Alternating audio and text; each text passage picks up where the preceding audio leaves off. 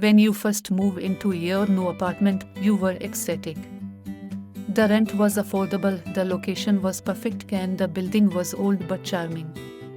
It had the kind of quirks that seem endearing at first: the creaking floorboards, the vintage wallpaper, the narrow hallways. You didn't even mind the quiet that blanketed the building, the kind that made every sound seem amplified. But then you started noticing the noises. It started as a soft, scratching sound coming from the walls late at night. At first, you assumed it was just the building settling. But each night, the scratching grew louder, transforming into faint, dragging footsteps that seemed to wander through the house, stopping just outside your door. Sometimes, you'd hear a low, muffled whisper and indistinct words that slipped through the cracks of your door frame.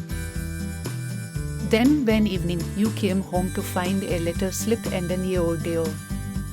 The handwriting was shaky, the ink smudged, as if the author had been in a hurry. "I don't have much time left, so I'll keep this brief," the letter read. If you're reading this, you've likely started hearing them by now. "Do not, under any circumstances, open the door after midnight."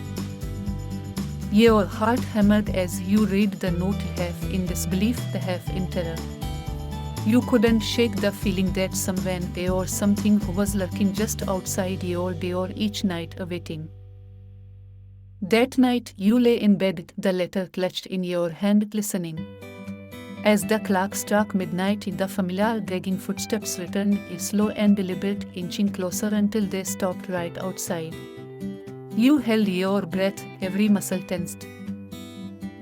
Then came the knock, a gentle, almost polite tap on your door.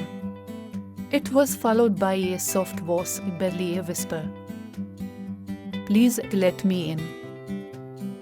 The voice sounded tired, weary, as if it had been trying to get inside for a long, long time.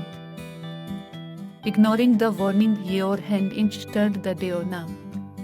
But the letter's final words echoed in your mind, freezing you in place. Once you open the door, it's too late. They'll never leave you.